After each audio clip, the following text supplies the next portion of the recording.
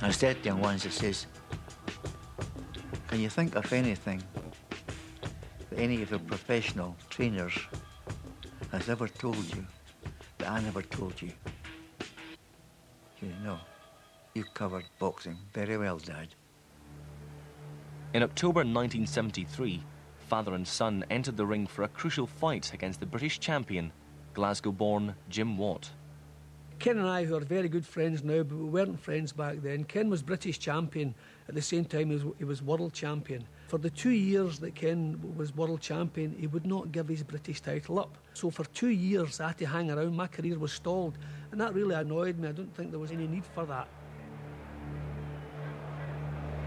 Jim Watt must live up to all the pre-fight boasting that's been done by his manager Jim Murray, who's been quoted as saying that not only is Buchanan overrated, but that he's an easy man to put on the floor. Well, the talking stops right now and the fighting starts, and Jim Watt has got to live up to those pre-fight words.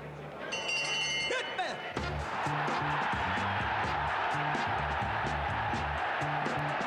Watch me! Watch me! I got it! Jim had a southpaw as a professional. I never got beat with a southpaw in my life. Buchanan's really poured it on. I caught Jim earlier on with a nice wee cracker with a punchline, you know. He grabs me around the waist and I'm trying to shove him off, and he was hanging on to my waist and hanging on. It was good to see him doing that because he was using his head there. This title fight at the stage is absolutely in the balance. Ken was really at his peak. I was nowhere near my peak, but for 15 rounds I kept at it. There wasn't much between us. George Smith was the referee, and Jim gets right on me all the time about this. Aye, boy, we'll come for Edinburgh. I said, but George was the top referee in Scotland, you had to. The bell, so we wait for the decision now. George says, aye, boy, come for Edinburgh. He says, that's how you got the decision. I said, come on, I said, I beat you well and truly. I said, you beat it now. And Buchanan has won. Ken Buchanan has won the British title from Jim Watt. The only regret I have, we only fought once. I mean, I think Ken and I should have been like Eubank and Ben, or Alan Minter and Kevin Finnegan. We should have fought at least twice, maybe 3 times. And that was a marvellous championship fight. I wanted a return. I can see Ken's point. He was making more money over in the States for easier fights. So in his position, probably I wouldn't have wanted little Jim Watt either. When it comes to Buchanan and Watt, we should just be glad that we had the two of them and that we can go on exercising our talent for boasting about our fighters in bars across the world. Ken Buchanan did go on to retain his European title, but failed to win back his cherished world crown. With his best fights behind him, he retired in the summer of 1975. 3 years later, his marriage was on the rocks. Together since they were teenagers, Ken and Carol had 2 young children. As part of the divorce settlement, he was forced to sell his Edinburgh hotel. By now, Buchanan was drinking heavily. My wife came back after being on holiday and she asked me for a divorce, like, you know. Okay, it sort of really, you know, peeved me off a wee bit, like, you know, but I thought, well, hell, like, you know, why don't I just go back into boxing, like, you know. You have a sportsman who knows nothing but his sport all his life. So when his life goes wrong and he needs some more money, he has to go back to source. Ken had to do that, and he was past his best. So it wasn't the same Ken Buchanan that would all come to know over the years. Boxing's been in my blood since 1953, since I was 8 years old, and I found it very difficult to give it up. In 1981, with his eyesight impaired, the British Boxing Board of Control withdrew his fight licence. Buchanan fought on, taking illegal fights for quick cash. At the time he did it, I knew him quite well, and I actually said to him, why are you doing this? And he said, well, I need the money. He did put himself into another public, and he did extend his career, but not the way that I think most people would like to remember Ken Buchanan. Not fighting in little clubs in Ilford and the dives in London. We don't want to remember him as the man that fought 3 unlicensed fights. On the 25th of January 1982, Ken Buchanan threw his last punch in a professional career spanning 68 fights. The last line, you know, there we are in that dressing room. Ken said, I better get a move on here and get the sleeper. It's my turn to have the children tomorrow. That's how the reality of his life was connecting with that extraordinary dream of his prime when he had been the best lightweight in the world.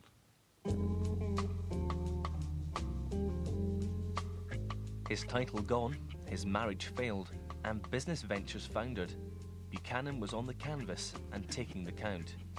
It was very sad when Buchanan hit the wilderness years, wasn't it, really? What happens, I think, with quite a lot of boxers is that they lose their building up of the youth time, don't they? In that little period between, say, 16 and 20, they haven't been young, they haven't done anything.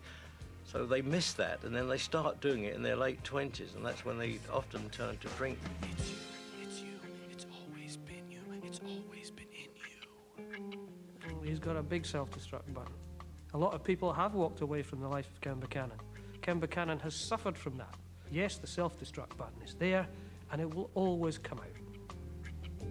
Down on his luck, the man who had won and lost everything returned to the trade he'd been taught as a boy in Portobello. I've always enjoyed working on the tools. If I were a lawyer and I went into boxing and I'd done what I'd done and I decided later on in life I'm going to go back to what I do, well, they go back to being a lawyer. But because I was a joiner on a building site, you know, people thought I was bringing myself down a wee bit, like, you know, but I was quite happy. I was making money, and I was as happy as Larry. Boxing had once given Ken Buchanan a world stage. But with the big fights now just a memory, he withdrew from public life. It seemed he was yesterday's man. Ken probably doesn't have the adulation that he deserves. Ken had a wonderful career, wonderful achievements, but everything he did was done elsewhere.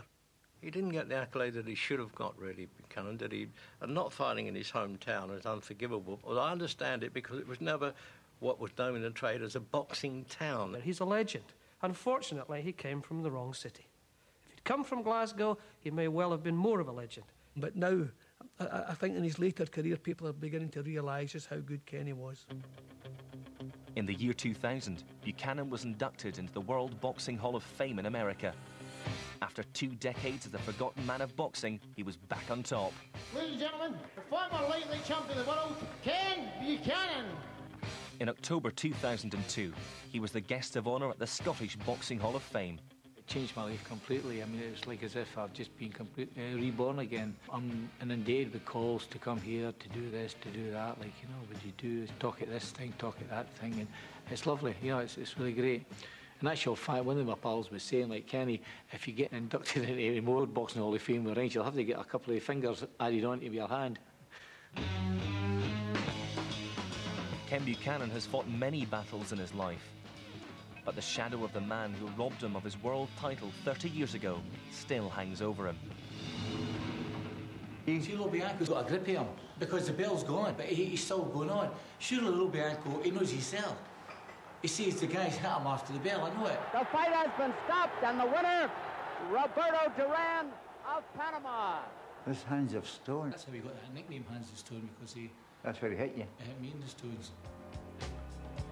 When I asked Duran, when he was at his peak as lightweight champion, I said, who's the best fighter you ever fought?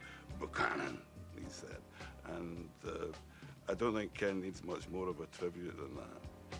The king of New York, man, the king of New York. The winner of 4 world titles, Roberto Duran made his fame and fortune from boxing. But what if Ken Buchanan had got his rematch with the Hands of Stone?